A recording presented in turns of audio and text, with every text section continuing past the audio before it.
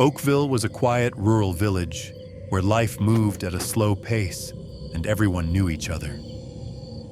But ever since the Harper family moved into the old, abandoned house on the outskirts a few months ago, a strange atmosphere had settled over the place.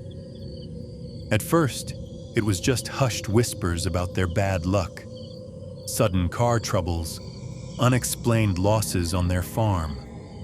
But things quickly took a dark turn. Rumors spread like wildfire about horrific incidents befalling their neighbors, violent outbursts ending in disaster, hallucinations haunting the nights, and even sudden, inexplicable suicides. No one understood what was happening, but suspicious and fearful glances began to turn towards the Harper house, as if they carried something malevolent with them, a silent curse spreading like a contagion through the peaceful village. The Harper house was an old, large building situated on a small hill overlooking the rest of the village. It had been abandoned for many years before the Harpers bought it for a suspiciously low price, which initially surprised some. No one knew much about this new family. They were quiet and reclusive, but they seemed normal enough at first. The first unsettling signs began to appear in the form of strange sounds coming from the direction of their house at night. Some neighbors would hear faint howling, muffled screams, or even sounds like violent thuds, but they would stop abruptly, as if they had never occurred. Pets in the village began to behave strangely. Dogs would bark incessantly towards the Harper house for no apparent reason, and cats would disappear or return terrified. Mrs. Allison, who lived in the closest house to the Harpers, started noticing more disturbing things. She would hear faint whispers near her window at night, even when the wind was still. She would feel a sudden chill in the air when she was near their fence, and a foul, moldy odor would sometimes waft from their direction. She began to feel uneasy in her own home, as if unseen eyes were constantly watching her. The nights became a nightmare filled with insomnia and a feeling of unknown dread. Incidents began to unfold rapidly. Mr. Thompson, whose farm bordered the Harpers' land, woke up one morning to find his flock of sheep slaughtered in a brutal manner, with no trace of any predators. There was no logical explanation for what had happened, and fear began to seep into the hearts of the villagers. A few days later, Mrs. Evans's young daughter started complaining about seeing shadows moving in her room at night, and she would scream in terror from nightmares she couldn't recall. Mrs. Allison began to suffer from severe insomnia and auditory hallucinations. She would hear whispers calling her name in the dark, and sometimes she would imagine seeing pale faces staring at her from the window adjacent to the Harper house. Her behavior began to change. She became nervous and fearful, and she avoided leaving her house as much as possible. Her husband, David, was worried about her, but he believed it was all just a figment of her stressed imagination. But even David began to feel uneasy when he himself heard strange sounds coming from the direction of the Harper house one night, muffled crying followed by a short, hysterical laugh. The following morning, they learned that Mr. Harper had suddenly lost his temper and destroyed a large part of his garden with an axe, then collapsed weeping without remembering what he had done. People began to connect these events with the Harpers' presence in the village, and their glances towards them became increasingly suspicious and wary. The pace of events in Oakville escalated alarmingly. After Mr. Harper's incident in his garden, the neighbors' gazes towards the reclusive family were filled with fear and suspicion. Mrs. Allison, who lived closest to them, was living in a constant nightmare of whispers and shadows. One night, as she sat in her living room trying to calm her nerves, she heard a soft knock on her front door.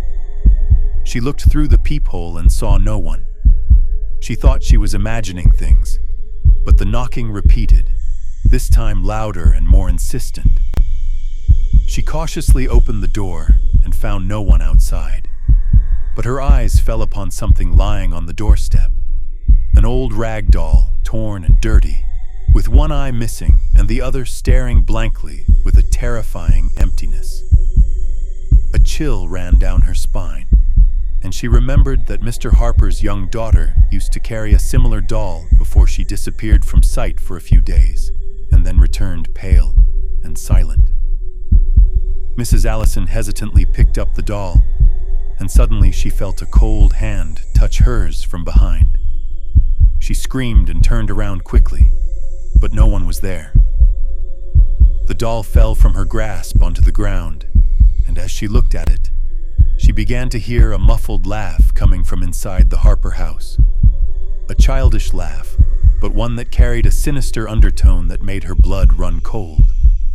At that moment, Mrs. Allison saw something move behind the curtains of a Harper house window. It wasn't clear, but it looked like a small, twisted shape watching her. She felt a malevolent gaze piercing her, as if this thing knew her fears and was enjoying her terror. She began to feel that she wasn't just a witness to the Harpers' bad luck, but had become part of this horrifying nightmare, and that the curse had begun to seep directly into her life. After that terrifying night on her doorstep, Mrs. Allison no longer felt safe in her own home. She realized that what was happening in Oakville wasn't just a series of unfortunate coincidences, but that something malevolent was spreading from the Harper house, affecting everyone who came near them. She began to avoid looking at their house, and would take longer routes to avoid passing by it. But the feeling of fear followed her everywhere, and she would hear the faint whispers even in broad daylight. Mrs. Allison decided to talk to her husband David more seriously. This time she described in detail the ominous doll, the cold touch, and the sinister laugh she had heard. Initially, David remained skeptical, but his wife's increasing anxiety and deteriorating mental state began to convince him that something unnatural was happening. The couple began to research any information about the history of the Harper house. They spoke with the elderly in the village and searched through old town records. They discovered that the house had been owned by a family named Blackburn decades ago, and that old rumors circulated about their bad luck and tragic end. It was said that a curse had befallen them due to a heinous act they had committed, and that the house had remained abandoned ever since because of its bad reputation. Mrs. Allison began to connect this new information with the strange events that had been occurring in the village since the Harpers arrived. Were the Harpers descendants of the Blackburn family? Had they reactivated a dormant curse by moving into the house? She began to feel that the solution lay in understanding the past of this cursed house, and that ignoring the danger wouldn't make it disappear. She decided to gather more information, even if it meant getting closer to the source of the terror. Mrs. Allison resolved to uncover the secret of the Harper house. Ignoring her growing fear, she decided to approach the house in broad daylight, hoping to find some evidence to explain the strange events. The sun was shining brightly, but an aura of coldness and eerie silence surrounded the old house. She cautiously approached the dilapidated fence and peered at the closed windows that seemed to stare back at her with empty eyes. Suddenly, she heard a sound coming from inside the house. Not a whisper this time, but a loud, agonizing scream. The sound of a child in extreme pain. Mrs. Allison froze in her tracks, her heart pounding violently. She couldn't ignore that sound.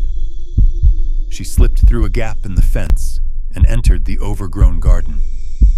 The weeds were tall and covered everything, and she felt as if she had stepped into another world. She approached the window from which the sound seemed to be coming and cautiously looked through the grimy glass.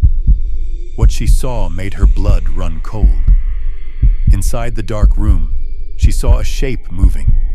It wasn't a child, but a small, deformed creature with thin limbs and wide, vacant eyes, hovering above the ground as if suspended by unseen strings. This creature was emitting the groaning and screaming sounds she had heard. Before she could process what she was seeing, she felt a strong hand grip her arm from behind. She turned around in terror to find Mr. Harper standing behind her, his eyes empty and his face ashen as a corpse.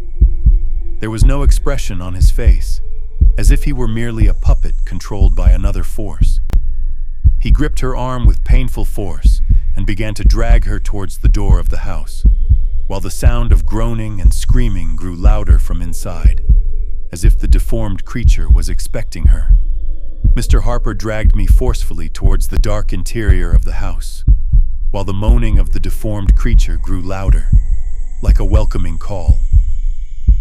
I resisted with all my might, clinging to the doorframe, but his grip was like iron. Suddenly, I heard a deafening sound coming from inside the house, a violent crash followed by complete silence.